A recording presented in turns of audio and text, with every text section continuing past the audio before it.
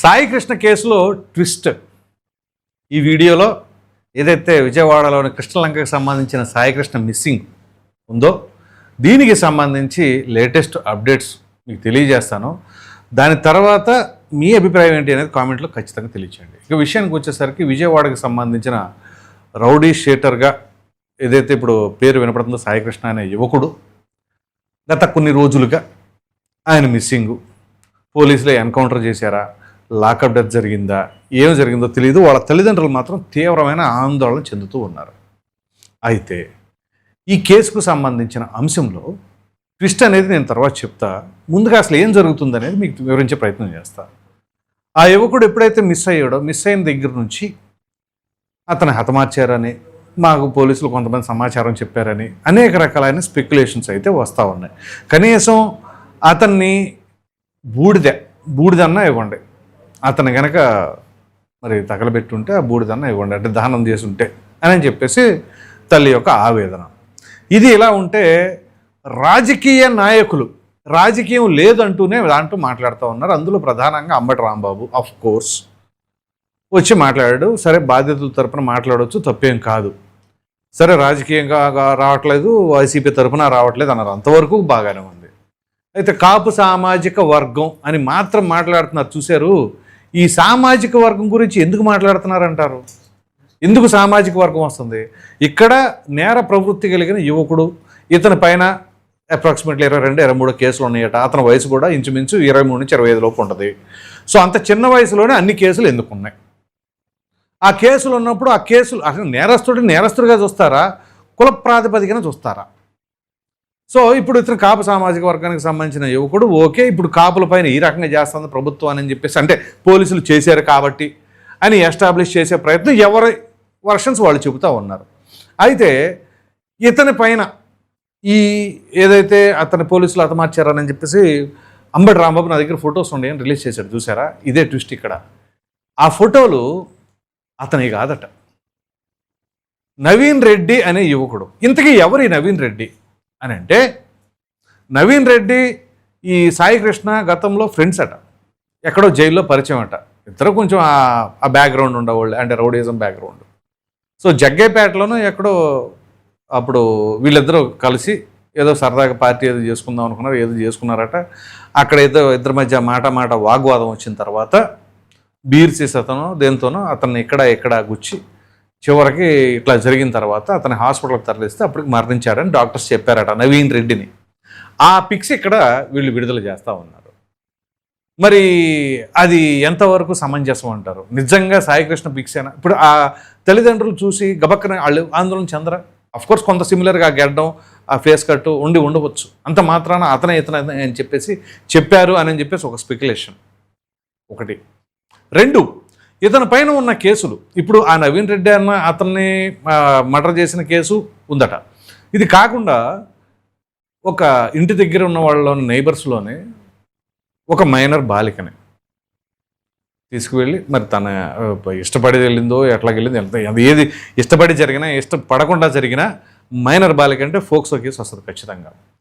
ఆ బాలికను ఎక్కడికో తీసుకెళ్ళి ఆ తర్వాత ఇతను అనుభవించి ఇలా ఫ్రెండ్స్ కూడా అనుభవించారు అని చెప్పేసి ఇతని పైన కేసు రిజిస్టర్ అయిందట, ఫోక్సో కేసు. ఇంకా గట్టిగా మాట్లాడితే వైసీపీ అధికారంలో ఉండగా 14 కేసులు రిజిస్టర్ అయ్యాయంట ఇతని పైన. సో ఇక్కడ మరి దీనిపైన ఏ రకంగా కులం గురించి మాట్లాడతారు? ఒకటి, ఇప్పుడు నేను ఏదైతే ఆ బాలికను తీసుకెళ్ళి రేప్ చేశారని చెప్పేసి అంటున్నారో వాళ్ళు కాపు కులస్తులే. చివరికి ఆ పాపకి సంబంధించిన తర్వాత తీసుకొచ్చి వెనక్కి తెచ్చిన తర్వాత ఆ అవమానాన్ని తట్టుకోలేక ఆ బాలిక తండ్రి ఆత్మహత్యకు పాల్పడ్డాడట, మరణించాడట. సో మరి ఇప్పుడు సాయికృష్ణ చేతిలో బాధ్యతలుగా ఉన్నవాళ్ళు కాపు కులస్తులే, ఇక్కడ నిందితుడు కాపు కులస్తుడే. అలాంటప్పుడు ఇక్కడ కాపు అని మనం ఎందుకు సమర్థించుకోవాలి అని చెప్పేసి చాలామంది ప్రశ్నిస్తూ ఉన్నారు. అక్కడ నేరం చేసినప్పుడు నేరాన్ని మాత్రమే చూడాలి, అక్కడ కులాన్ని ఎందుకు చూడాలి? సరే, ఇక్కడ పోలీసులు చేసిన దాన్ని అంటారా? ఒకవేళ నిజంగానే అతన్ని ఎన్కౌంటర్ చేసినా లేకపోతే లాకప్ డెత్కి పాల్పడినా అది ఖచ్చితంగా ఖండించవలసిన అంశమే, అది ప్రజాస్వామ్యానికి విరుద్ధం. కానీ దానిని అడ్డం పెట్టుకుని ఈ రకంగా రాజకీయం చేయటం లేకపోతే కులపరమైన వ్యాఖ్యలు చేయటం అనేది మాత్రం ఎట్టి పరిస్థితుల్లో ఉపేక్షించేది కాదు. ఆ వ్యక్తి నేర ప్రవృత్తిని దాన్ని ప్రక్కన పెట్టేసి చాలామంది రౌడీ షీటర్లు ఉన్నారు కదా, ఎవరికి ఏమి జరగలేదంటే రౌడీ షీటర్లు ఉంటే వాళ్ళకి తగిన చర్యలు తీసుకోవాలి. కానీ ఇట్లాంటి లాకప్ డెత్తులు, ఎన్కౌంటర్లు చేయటం అనేది మాత్రం ఎట్టి పరిస్థితుల్లో క్షమించరాని నేరం. అందులో మొహమాటమే లేదు. పోలీసుల పైన తగు చర్యలు కూడా తీసుకోవాలి. దీనికి సంబంధించి రాత్రి సుమారుగా గంటన్నర సేపు ముఖ్యమంత్రి అలాగే ఉప ముఖ్యమంత్రి వర్యులు ఇద్దరు కూడా చర్చ చేసుకొని తర్వాత డీజీపీ గారికి ఒక ఆర్డర్ పాస్ చేశారట, దీనిపైన సమగ్రమైన విచారణ జరపండి అని చెప్పేసి. సో ఎవరెవరైతే దీంట్లో మరి ఒకవేళ ఏదైనా జరిగి ఉంటే దానికి పాల్పడిన వాళ్ళపైన కఠినంగా వ్యవహరించాలి. ఇది కానీ ఇతని బ్యాక్గ్రౌండ్ కానీ లేకపోతే ఇతను గతంలో చేసిన కేసెస్ కానీ అప్పుడు ఇతని ద్వారా బాధింపబడిన వారు కానీ వాళ్ళు అదే సామాజిక వర్గమైన వీటన్నిటిని ప్రక్కన పెట్టేసి ఇదిగో ఎక్కడ కాపు సామాజిక వర్గం ఇప్పుడు అంత రాజకీయం అంతా ఈ సామాజిక వర్గం చుట్టూనే జరుగుతుంది. ఎందుకని? పవన్ కళ్యాణ్ అనే శక్తి ఉంది కాబట్టి ఆ శక్తి వెంటనే మరి యువత కావచ్చు, సరే సామాజిక వర్గాల పరంగా అయినా కాకపోయినా సామాజిక వర్గాలకు అతీతంగా పవన్ కళ్యాణ్ వెంట నడుస్తూ ఉన్నారు. అందులో అత్యధికంగా కాపు సామాజిక వర్గం ఉండొచ్చు. అంత మాత్రాన ఇక్కడ కాపులకు అన్యాయం జరిగిపోయింది అని అంటే ఇక్కడ కాపు అనే సామాజిక వర్గం కాదు కదా. సో ప్రతిదీ సామాజిక వర్గం, కులం కులం కులం కులం కులం. మనకి స్వాతంత్రం వచ్చి 75 ఏళ్ళు దాటేసి ఉన్న సుమారుగా 80 ఏళ్ళు ఇప్పటికీ ఇంకా కులంతోనే రాజకీయాలు చేసుకుంటూ పోతూ ఉంటే ఇంకెప్పుడు బాగుపడుతుంది దేశం? అది జరిగితేనేమో ఆ కమ్యూనిటీ, ఇది జరిగితేనే ఈ కమ్యూనిటీలతోనే సరిపోతూ ఉంది.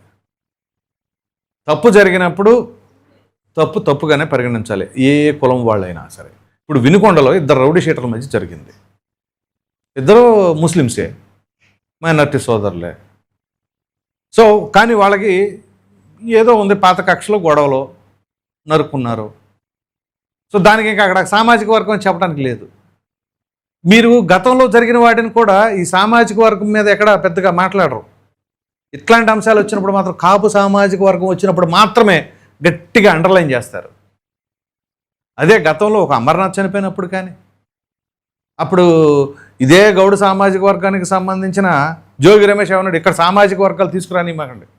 ఎందుకు తీసుకొస్తున్నారు? ఒక వ్యక్తికి జరిగితే సామాజిక వర్గం జరిగినట్లా? కరెక్టే, అది ఎప్పుడూ అంతే కదా. ఇదే జోగి రమేష్ అరెస్ట్ జరిగినప్పుడేమో బలహీన సామాజిక వర్గం అని నన్ను ఇట్లా టార్గెట్ చేస్తున్నారని చెప్పేసి అంటాడు. మరి బలహీన సామాజిక వర్గం అయిన అతను అంత బలంగా చంద్రబాబు నాయుడు గారి మీదకి ఎలా వెళ్ళాడు దాడి చేయడానికి? అప్పుడు గుర్తుండవు మనకి సామాజిక వర్గాలు. ఇట్లాంటివి ఏదైనా ఉంటే అక్కడ ఆ కులాల మధ్య మంట పెట్టి చలి కాసుకోవాలి మనం. సో సాయికృష్ణకి ఒకవేళ ఏదైనా పోలీసులు చేసి ఉంటే ఇప్పుడు ఆల్రెడీ సిఐ నాగరాజ్ అతను కాపు సామాజిక వర్గమే. ఒకవేళ పొరపాటున ఆ సిఐ నాగరాజు కనుక కమ్మ సామాజిక వర్గం అయ్యుంటే ఇంకెలా చూపించేవాళ్ళు అంటే, చూసారా కమ్మవాళ్ళు కాపుల పైన ఆధిపత్యం చెలాయిస్తున్నారు, ఈ రకంగా కక్ష తీర్చుకుంటున్నారు, అయినా పవన్ కళ్యాణ్ అక్కడ వాళ్ళకి మద్దతు తెలుపుతున్నాడు అని చెప్పేసి చెప్పేవాళ్ళే. లక్కీలీ ఆయన కూడా అదే సామాజిక వర్గం అవడంతో ఇక్కడ పెద్దగా వీళ్ళు ఎంత ట్రై చేసినా ఎంత ఎక్స్పెక్ట్ చేసినా అది ఆ తరహా రేంజ్కి వెళ్ళాల. కానీ ఈ సాయికృష్ణని అతని పైన ఆ రకంగా చేస్తుంటే మాత్రం ఖచ్చితంగా ఖండిస్తాం. సామాజిక వర్గాలు అవి ఇవి కాదు, తప్పే. పోలీసు వాళ్ళు చేసినా ఏం చేసినా మనం ఇటీవల చూసాం కదా, మదురై కోర్టు వాళ్ళు 9 మంది పోలీసులకి ఉరిశిక్ష విధించాలి అని ఒక సెన్సేషనల్ కేసు. అట్లా కూడా జరగాలి అని డిమాండ్లు కూడా వినపడుతున్నాయి. ఒకవేళ నిజంగా తప్పు చేస్తే ఖచ్చితంగా విధిస్తుంది కోర్టు, దాంట్లో మొహమాటమే లేదు, విధించాలి కూడా. తప్పు చేసిన వాళ్ళు ఉపేక్షించకూడదు. కానీ దాని చుట్టూ ఈ రాజకీయాలన్నీ అల్లి ఎవరో ఫోటోలు తీసుకొచ్చేసి ఇతను అతనే అని చెప్పేసి అంటే ఆ తల్లి పాప నిజంగానే ఎంత మనోవేదన చెందుతుంది. ఒకవేళ ఓవర్లుక్లో నిజమేనేమో అని కళ్ళు బయలు గమ్ముతాయి కదా ముందు మామూలుగా ఇట్లా చెప్పగానే. మరి ఆ తల్లి పడ్డ ఆవేదన, ఒకవేళ అతను కనుక సురక్షితంగా ఉండాలని కోరుకుంటున్నాం మనస్ఫూర్తిగా. అతను ఎక్కడో దాక్కుని ఉన్నా, ఇంకేదైనా వీళ్ళు ఎక్కడైనా దాచినా అతను బ్రతికుండాలని అయితే కోరుకున్నాం. ఒకవేళ బ్రతికుంటే అంతకంటే సంతోషించే వాళ్ళు ఎవరు ఉండరు. తన తల్లికి చాలా సంతోషం. కానీ అక్కడ ఒక ఫోటో బదులు ఇంకో ఫోటో పెట్టి ఇతను మీ అబ్బాయి అని చెప్పేసి అంటే ఆ రకంగా, లేకపోతే వాళ్ళకి తెలిసిన ఈ మీడియా ముఖంగా ముందు ఇది స్పెక్యులేట్ చేసినా ఒకవేళ రాంగ్ డైవర్షన్లోకి తీసుకెళ్ళాలి అనే ఉద్దేశంతో ఉందా? ఇలా అనేక రకాలైన పరిస్థితులు, అనుమానాలు అయితే తలెత్తుతూ ఉన్నాయి. సో ఈ సాయికృష్ణ కేసులో ఖచ్చితంగా డీజీపీ గారు ఏదైతే ముఖ్యమంత్రి గారు, ఉప ముఖ్యమంత్రి గారు ఇచ్చిన ఆదేశాల మేరకు సమగ్రమైన దర్యాప్తు జరిపి అసలు వాస్తవాలు ఏంటి బయట పెట్టాలని చెప్పేసి అయితే కోరుకుందాం. మరి మీరేమనుకుంటున్నారు అనే అభిప్రాయాన్ని కామెంట్లో తప్పకుండా తెలియజేయండి. Thank you.